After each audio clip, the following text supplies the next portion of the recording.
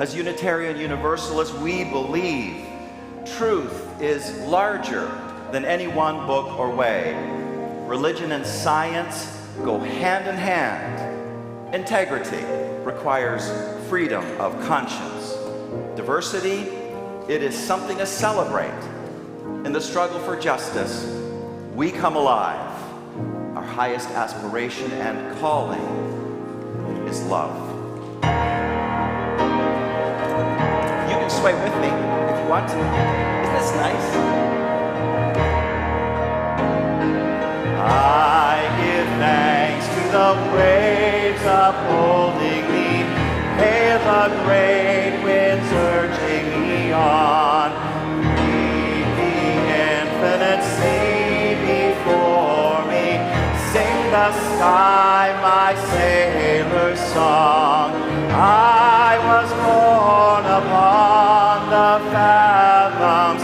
Never harbor or port have I known. Wide universe is the ocean I travel, and the earth is my blue home.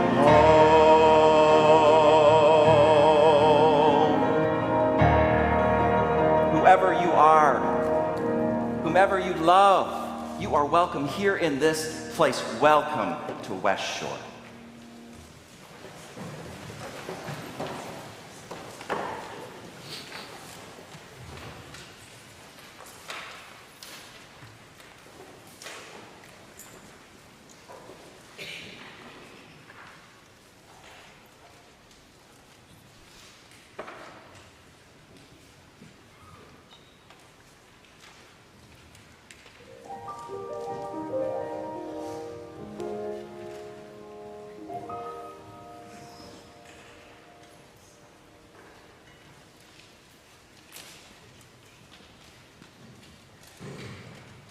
Every week, Unitarian Universalists all over the country light a chalice on Sundays.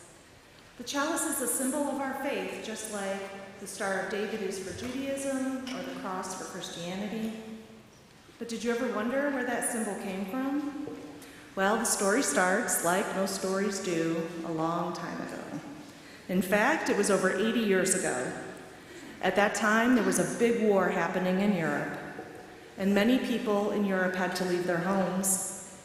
There was a group of Unitarian Universalists in the United States who wanted to help the people, the refugees in Europe.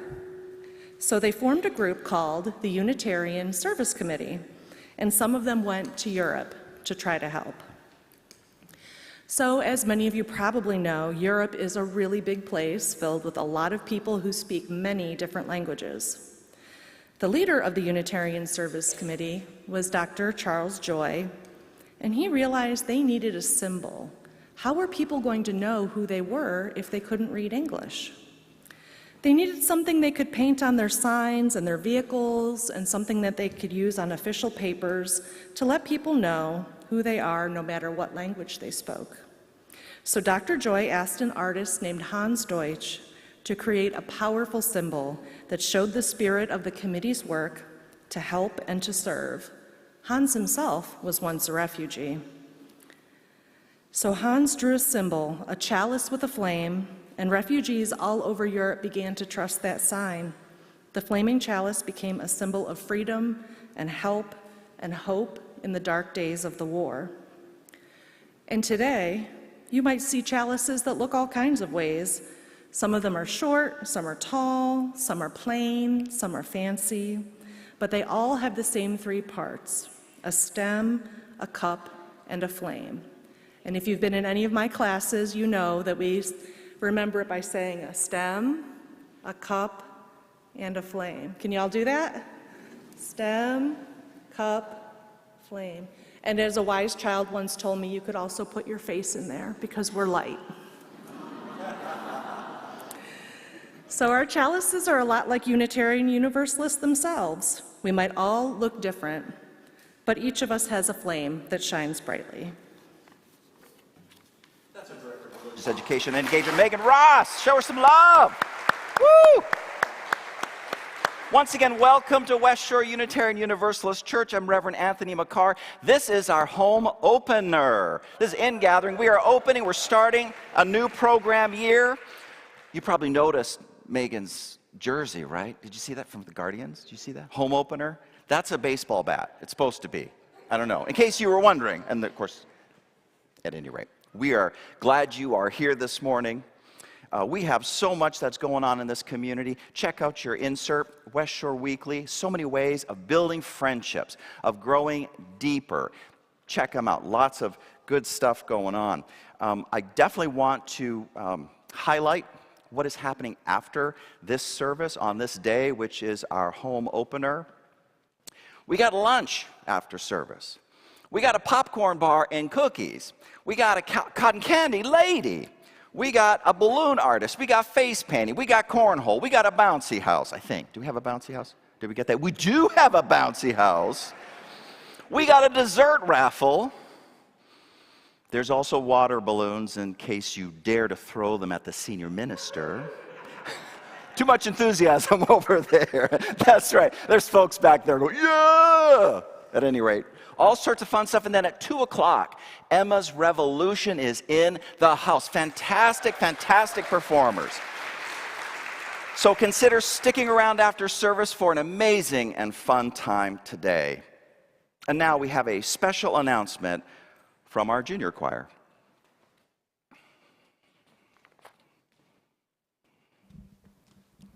Hey Finn, did you see in the Shorelines that junior choir starts next Sunday? You read Shorelines? Doesn't everybody? Well, do we still meet in the chapel every Sunday at 9:30 in the morning? Yes, and we get donut munchkins too. This year we want lots of people to join, anywhere from kindergarten to high school. How do we get the word out? You know, one word says it all about junior choir. It's supercalifragilisticexpialidocious. Yeah!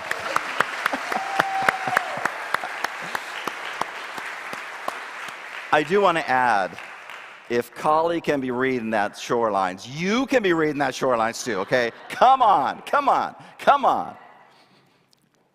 So I want to ask, if you are here for the first or second time, and if you are comfortable doing so, would you raise your hand, let us know you're here, let us love on you. If you're not comfortable, no worries. Okay, love on these guys. We're so glad you're here this morning. Thanks for joining us.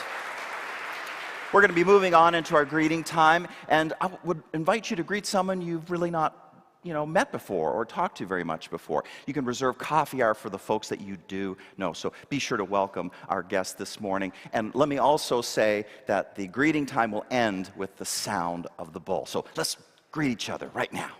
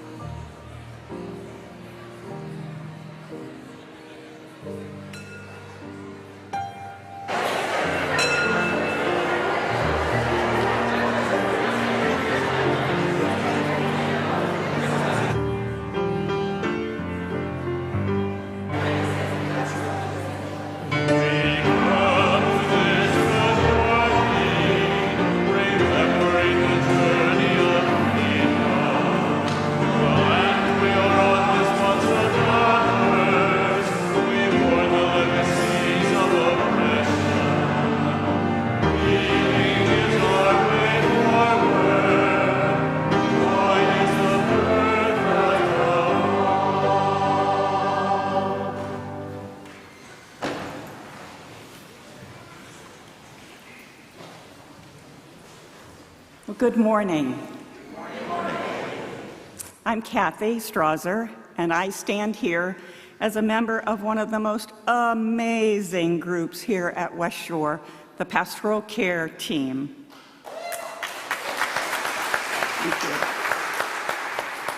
you. You may well know us. You may be one of the 80 church members and friends we served this past church year. We listened to you, sent cards and emails, and visited you at home, at rehab, and at the hospital. We laughed and we cried with you, and yes, then we listened and listened some more.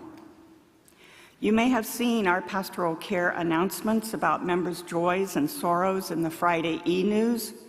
Perhaps you've noticed that our team members have a table in the rotunda every Sunday for your pastoral care needs and questions.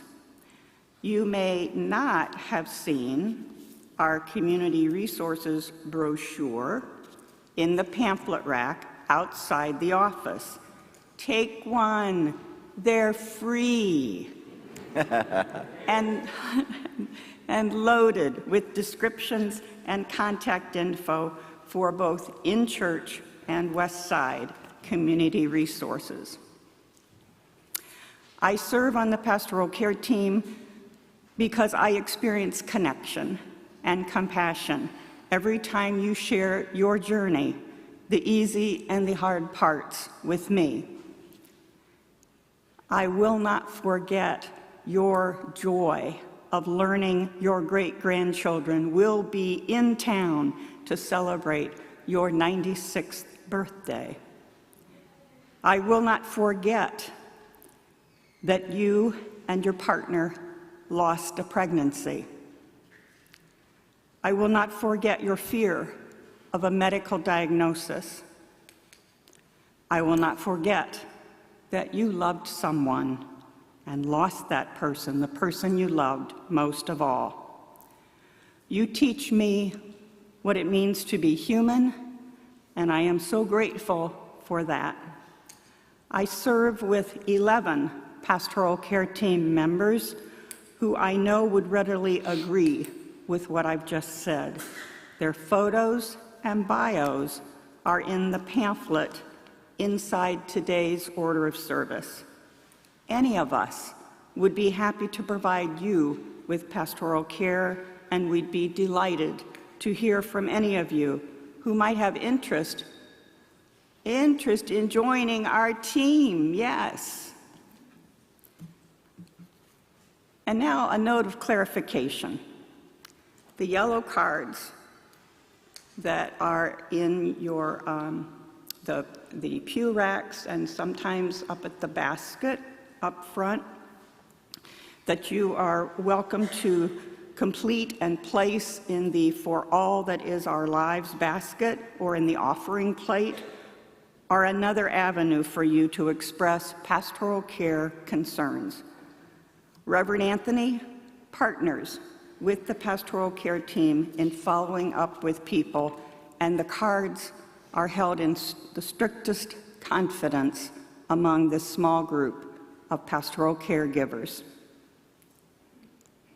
The pastoral care team receives good support from Reverend Anthony, the Caring and Community Council, the church staff, and members like you who care for your fellow church friends in need. The bottom line, though, is that the pastoral care team, like all the wonderful groups at our church, exist only because West Shore UU Church exists. Did you ever think about that? Yeah. It's true. The amount of our time, our talent, and our treasure truly matters when we want to maintain and support existing groups and to nurture promising new groups and opportunities. I think this feels right and good. This morning's offering will now be given and most gratefully received.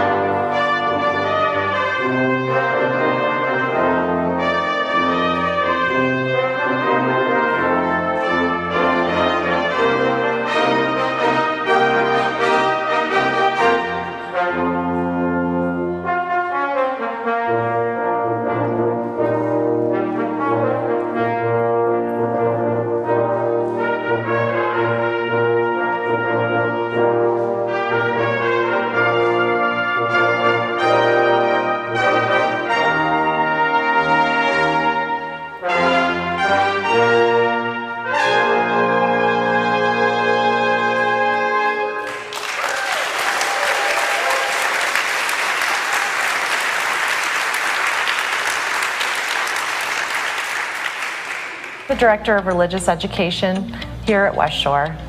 Have you ever wondered what happens in our Sunday school classes? Do you know where our Sunday school classrooms are? Today you're going to hear from me and a few of our volunteers and kids. I'd love to give you a tour. Come on, let's go. Our classrooms are spaces where we welcome every child just as they are. They are spaces where children and adults work together to create an engaging and loving atmosphere.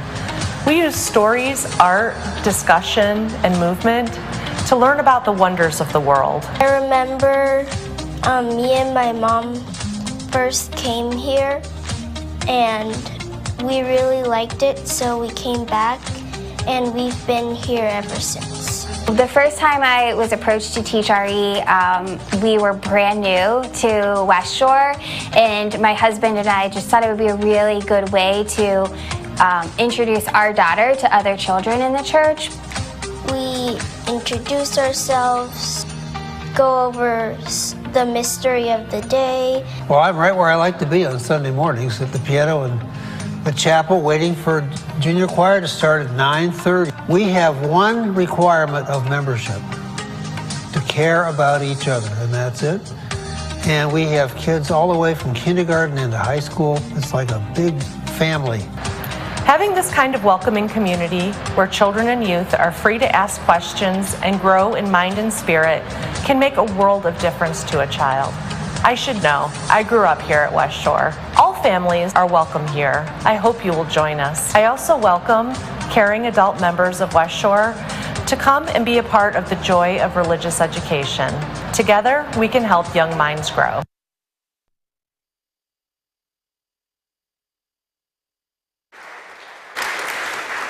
So Dave, what do you think we try out a song that maybe we've sung here for the first time, or at least it's been a long time? The Care Covenant song, written by Joe Schaefer. Do you want to walk us through just the...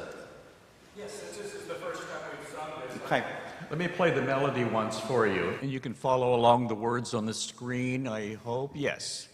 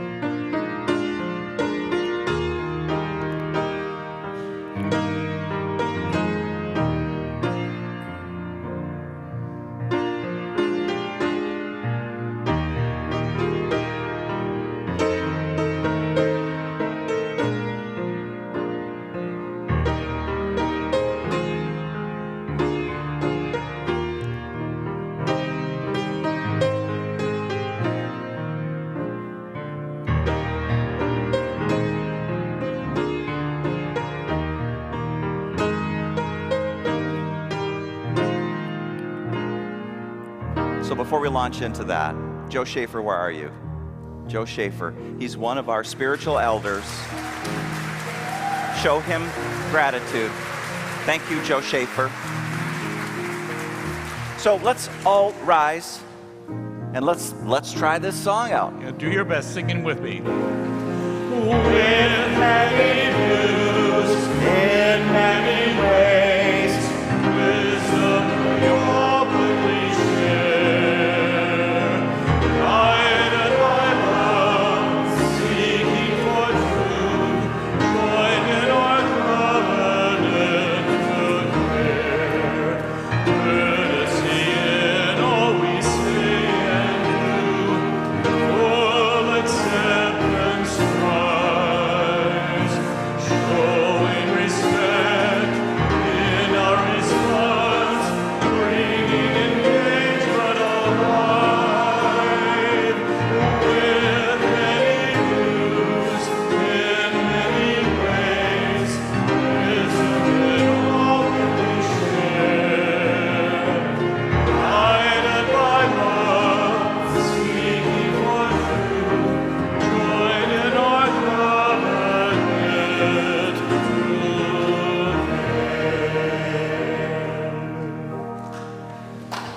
Isn't that nice? So we begin this morning with science. and a famous experiment by Stanford psychology professor Walter Mischel on the topic of delayed gratification. Specifically, when does the capacity to delay gratification develop in children? That was the question. Children aged 4 to 6 were led into a room empty of distractions. They were seated at a table, and right before each of them was plopped a plate carrying a delectable, delicious, scrumptious, mouth-watering treat, a marshmallow. They were told that they could eat it right then and there if they wanted to, but if they were able to wait for 15 minutes, they could have double the delectable deliciousness. They could have 2 of those scrumptious, mouth-watering marshmallows. But they had to stay in that chair and wait. How would you do, by the way? So here began the dance of delayed gratification for these kids.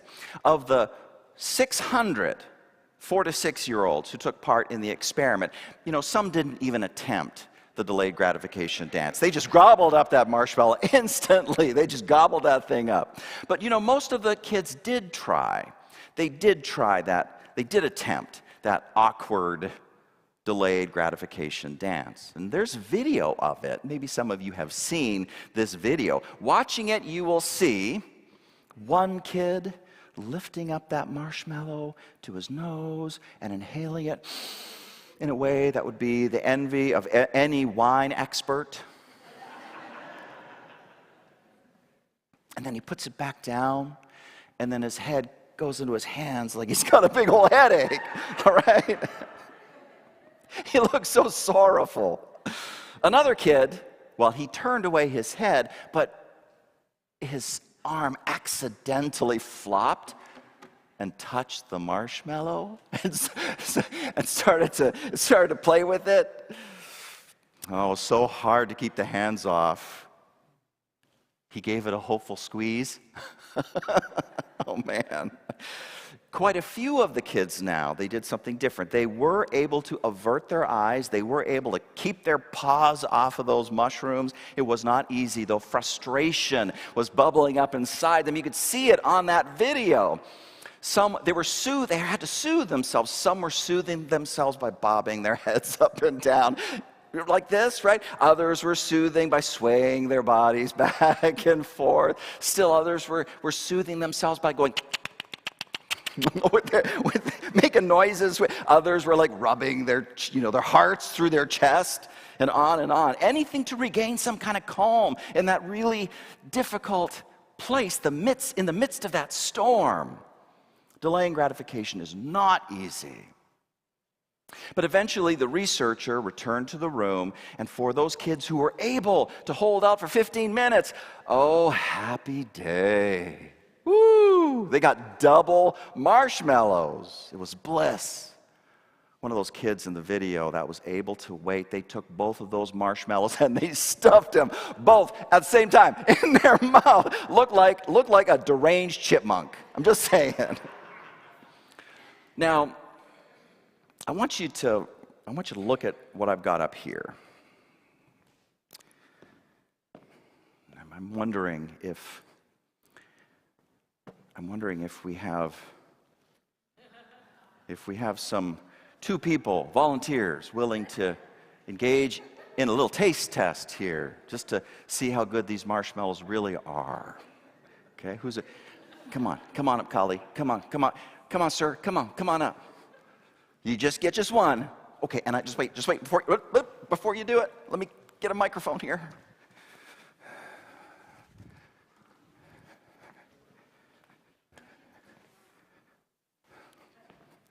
Bob's going to turn on right now.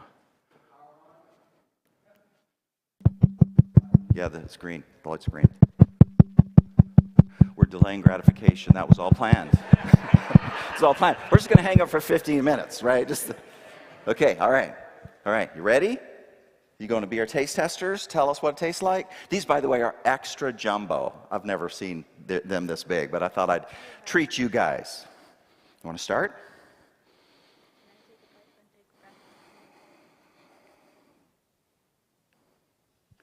What's it like? Pretty sweet. It is pretty sweet. Okay, just hold on to it. You can finish it in your seat. All right, dude, go for it. Taste testers. Good. Wait, what? Good. Just like good. Come on now, really? No, like just like sort of good or like super good. Tastes like a marshmallow. Tastes like a marshmallow. Why are you hurting me like that? Thank you, guys. Give them a round of applause, our volunteers.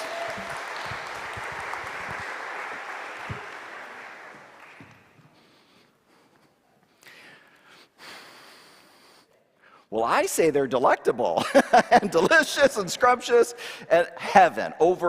In the over 600 kids who took part in this experiment, 1/3 delayed gratification long enough to get that second marshmallow. And age, Walter Mischel found out, was the major determinant. The older the kid, the more control they had. But you know what is truly fascinating about this experiment was what follow-up studies showed. It wasn't just a slice of time. They followed up all of these kids.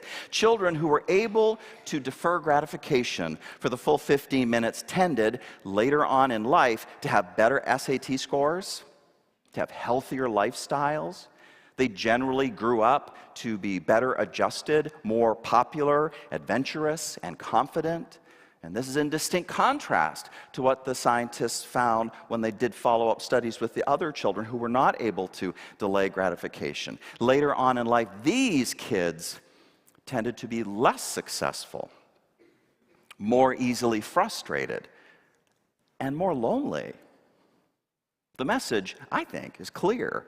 A capacity to delay gratification in pursuit of a larger good, whether it's 2 marshmallows instead of 1 or some other larger good, a capacity to delay gratification in service to that has all sorts of positive health and happiness implications. And so anytime that children, and I will add people of all ages, are helped to develop this capacity, we can consider that help to be an act of real love. Which brings us to our service today, our annual ingathering service when we formally begin a new program year. You may have noticed in these past several years that during the annual ingathering service, we are careful to reintroduce some aspects of ourselves. The story behind our Unitarian Universalist flaming chalice is retold. We are reminded that we are a community of care and that we have a fantastic pastoral care ministry which is available to you as you need. We are reminded that we are a people of the lifelong spiritual journey of all ages and generations, and this was affirmed in the religious education video that we just saw a moment ago. And once again, we celebrate our annual water communion, which is a way to restate and reaffirm our spiritual intentions as a church and also as individual participants of this church. All of these annual reintroductions and reminders are to make sure that both the old-timers of this community and the newcomers of this community are all on the same page in some of these essential ways. And now comes an additional thing to be reintroduced to and to be reminded of, that this congregation is a covenant-centered faith community. That is who we are. Unitarian, Universalist communities are covenant-centered by definition. Without covenant-centeredness, our diversity becomes impossible to sustain in healthy ways. You might have noticed we've talked a lot about diversity, but we can't sustain it in healthy ways without being covenant-centered. There's that quote painted on Baker Hall. That's where we usually enjoy coffee hour. That quote painted on the wall. We need not think alike to love alike. In other words, if we can learn to treat each other with mutual respect and care, then we can flourish in our differences. And at least to my mind, loving alike isn't that very different from delaying gratification. It's not. Differences and disagreements can tend to spark irritation or suspicion or anxiety. And if we allow ourselves to get instantly caught up in that and to behave reactively out of that, the result's going to be hurtful behavior. Loving alike, that phrase means pausing in the moment, in the midst of whatever emotional weather we happen to be tied up with, that happens to be boiling inside of us. It means taking a deep breath in that moment to get a bit of perspective, allowing us to respond in more positive and constructive ways. And I'm wondering if you got that analogy that I just suggested a second ago, how emotional weather inside us is analogous to stormy weather outside of us. Did you get that analogy? Just as external storms can amp up to extremes, like tornadoes and wildfires, and they chew up whatever gets in their way, so internal weather can amp up to the point that there is a tornado in us or a wildfire in us, and they demand instant reactivity. Do you know what I'm talking about? You know what that feels like? You just feel the grip of it? Wow, some of you look like you don't know what I'm talking about. Do you know what I'm talking about? And the rest of you, your arms are just broken or just tired. Just tired. Man, this is just human. This is human stuff I'm talking about. But loving alike means pausing in the midst of that when those extremes want us to just respond instantly. They demand instant reactivity. But to be covenant-centered is to delay gratifying this in service to a larger good. And you know, it's in that larger common good where we as a community can enjoy more rather than less marshmallows. You were probably wondering when I'm going to come back to the marshmallows. And there you go, more rather than less marshmallows. Here at West Shore, we have a CARE covenant. CARE being an acronym for the 4 essential ways we envision the work of loving alike: courtesy, acceptance, respect, and engagement. This covenant originated way back in 2004 when the Reverend Kathleen Rollins, one of the co-ministers of the time, invited the Board of Trustees to form a board task force composed of Candace Rich, Mark Holloway, and Joe Schaefer to develop guidelines and processes for how we as members wish to relate to each other, including when we're in disagreement. The board task force, chaired by Candace, developed a preliminary set of behavioral norms and policy guidelines. Now, that was almost 20 years ago.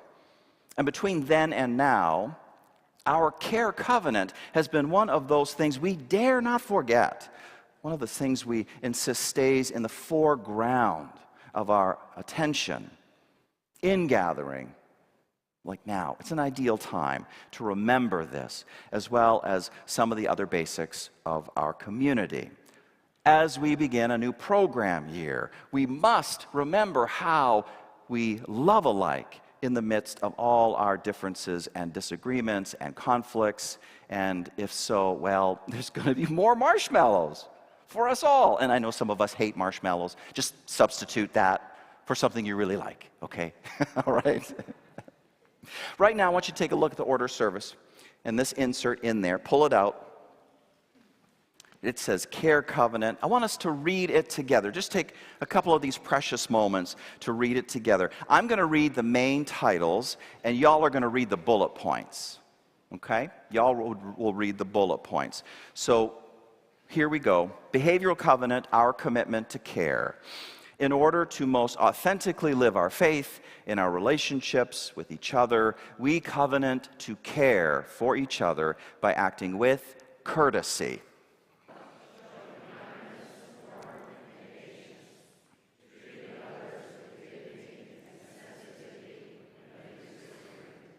Acceptance.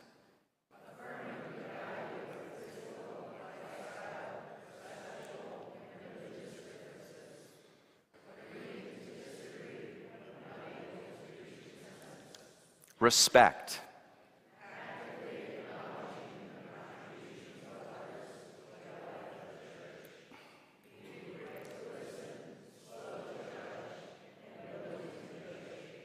Engagement.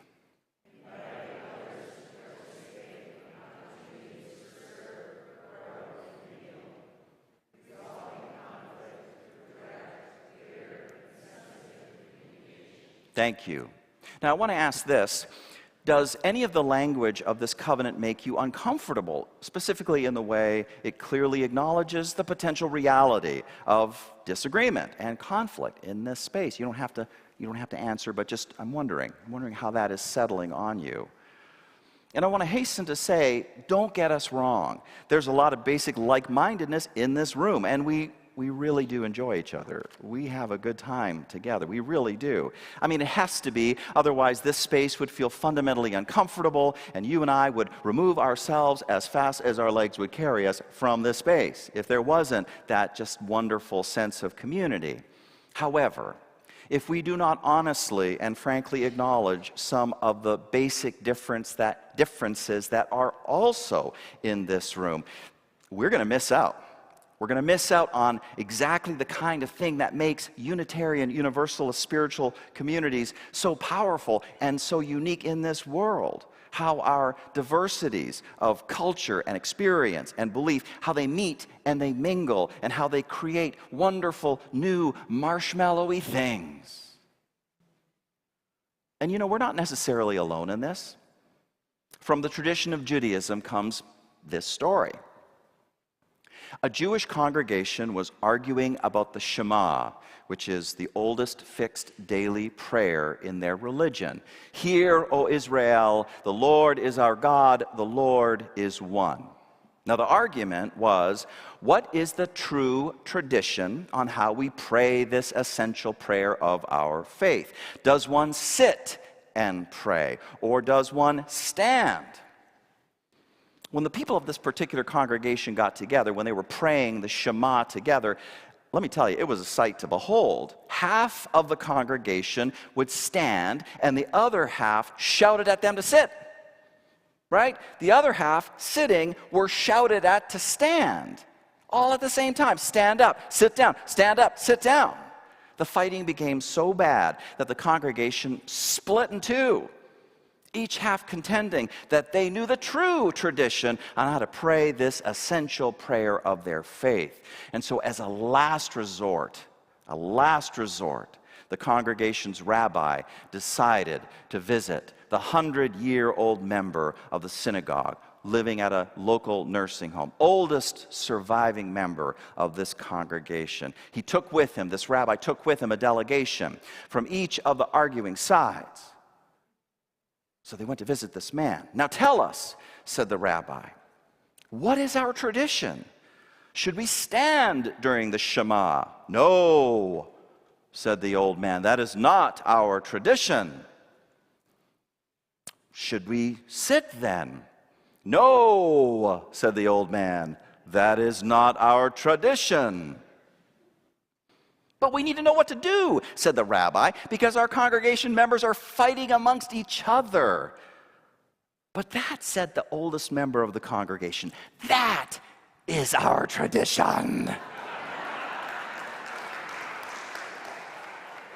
That is our tradition.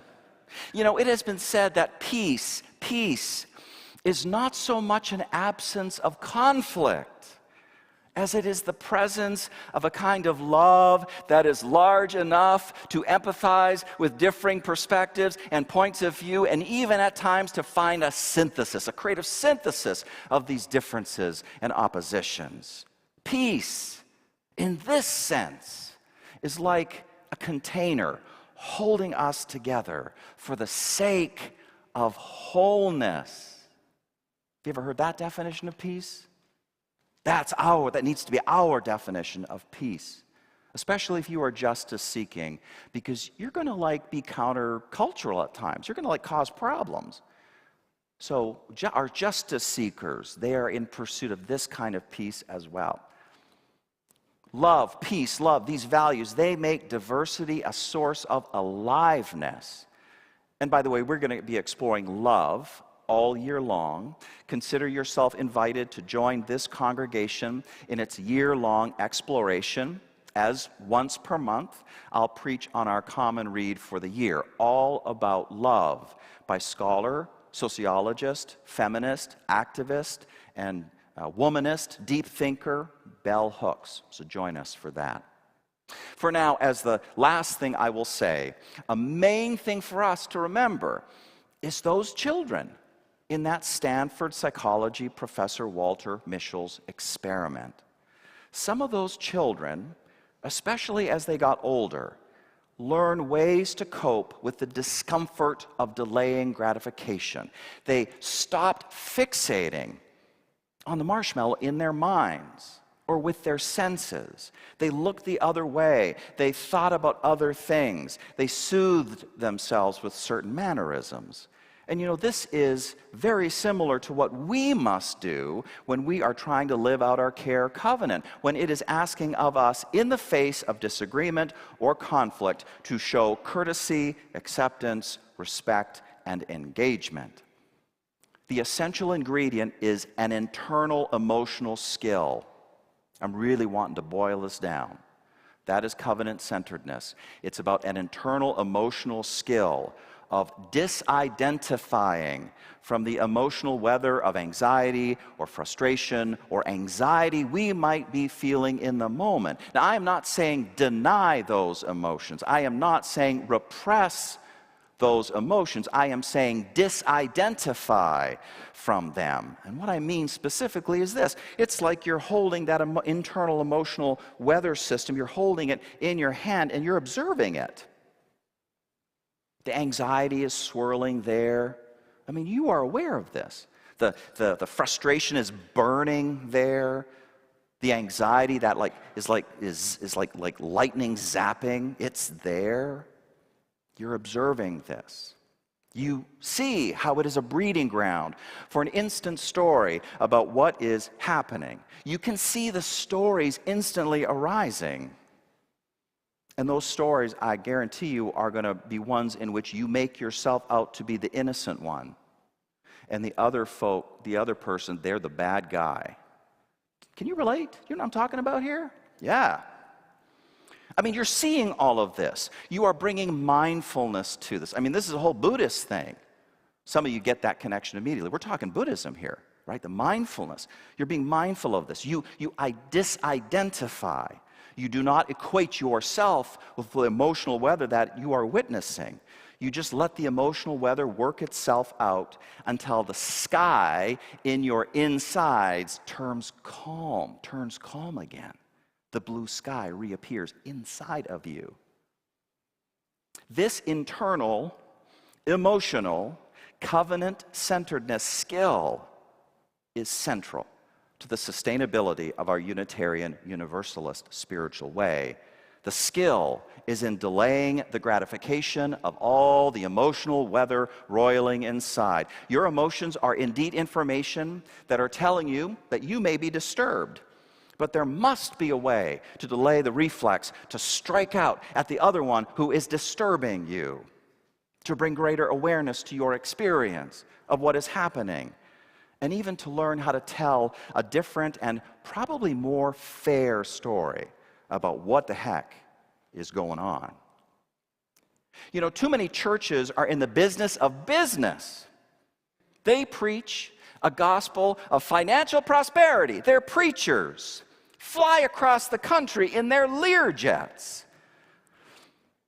But that's not us. And I drive a Subaru. We are in the business of building spiritual character in people. We are in the business of building emotional intelligence. We are in the business of enabling people to follow the creative way of the unfolding self, capital S. And when I say capital S self, I don't mean ego. The way of the unfolding self. That's us. That's our business. We are in the business of learning how to love, really love. May it be the business of this church in this new program year to learn love. And the more we're able to do this, the better the news gets. More marshmallows for everyone. Oh, come on. Ah! Remember, if you don't like marshmallows, substitute in your favorite thing. Martinis, I mean, I don't know, whatever. Barbecue. More cake. What cake? What else? What else you love? Cake, huh? What? Chocolate. Dark chocolate, he's specific. Give me one more, huh? What, baked wings? Chicken wings! Whatever your image of like the best thing, more of that for us. More of that for us if we can live out our covenant.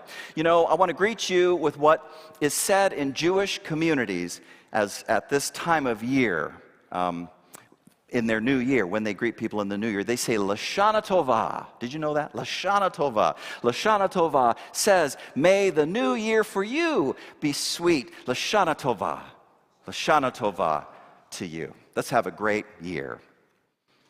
And now we begin our water communion.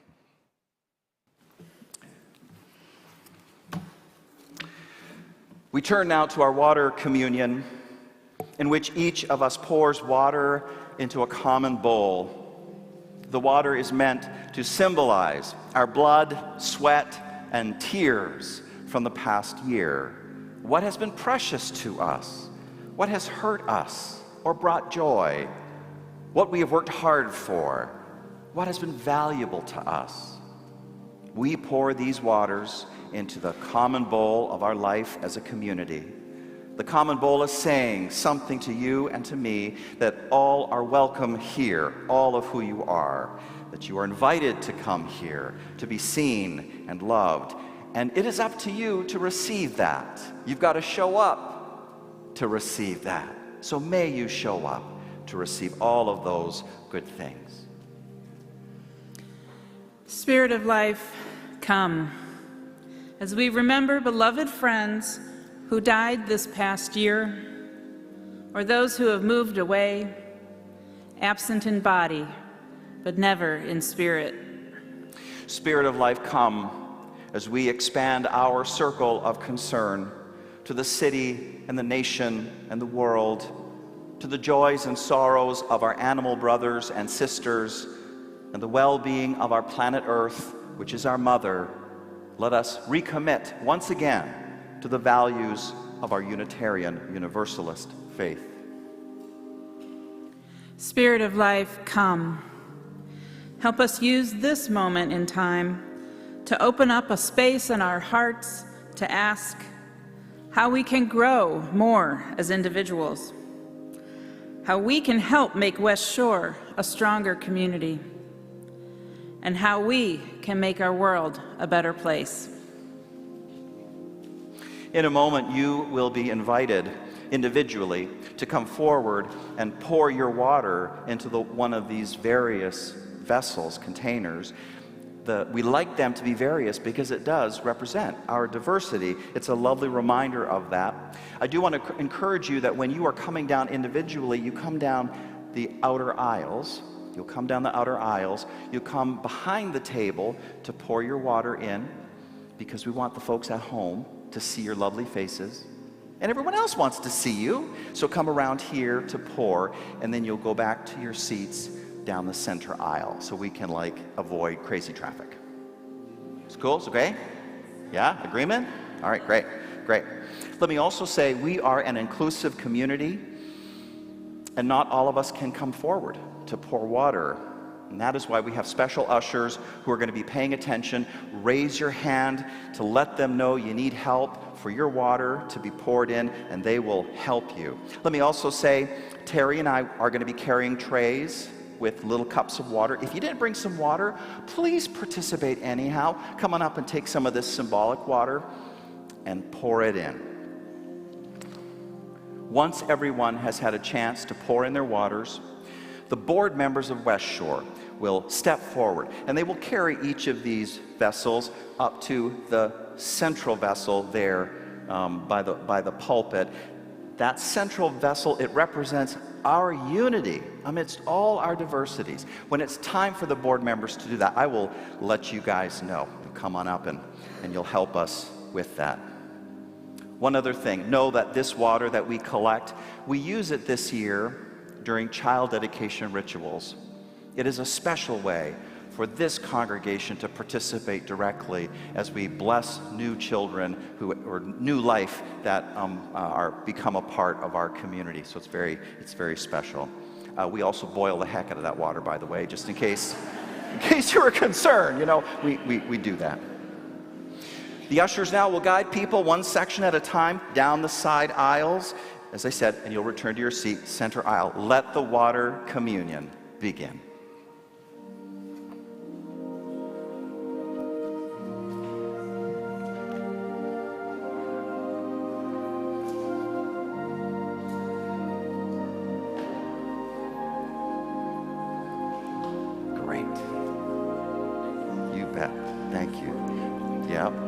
Whichever one you like. Come around this way. Behind the table, behind the table. There we go, there we go.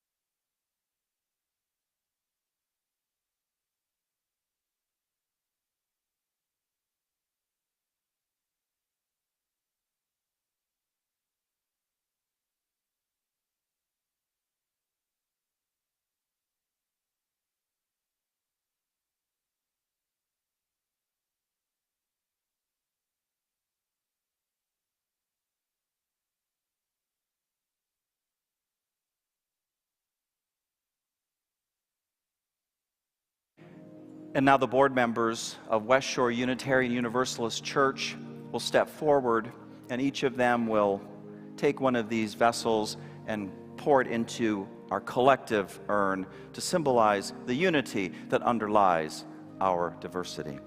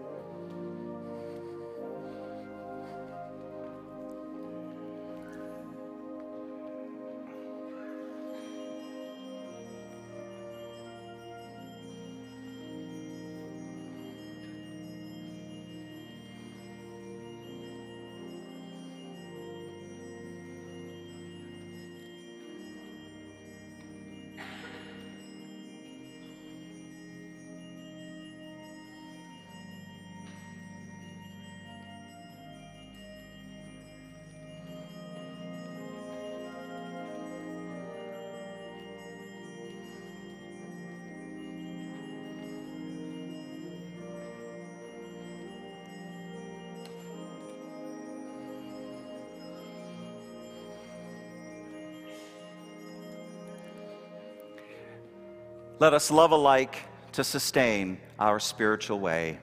So may it be. So may it be. Let us now say our extinguishing the chalice words together. We extinguish this flame, but not the light of truth, the warmth of community, or the fire of commitment. These we carry with us until we meet again.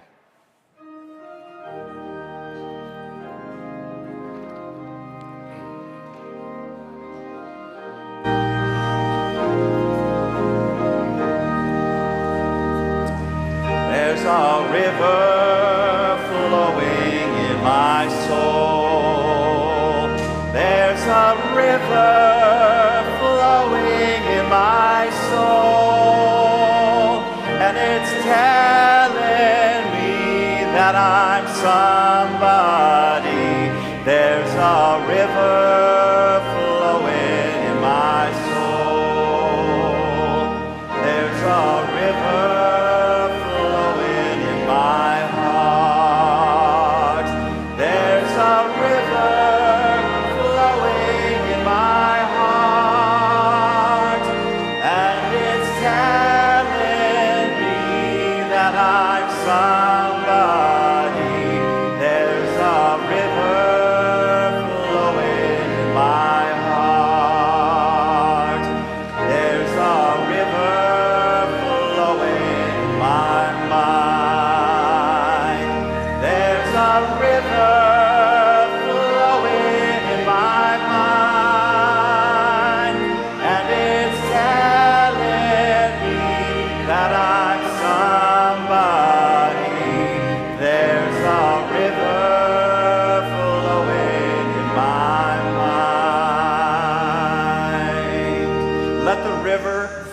let that river flow through each of us to find its freedom.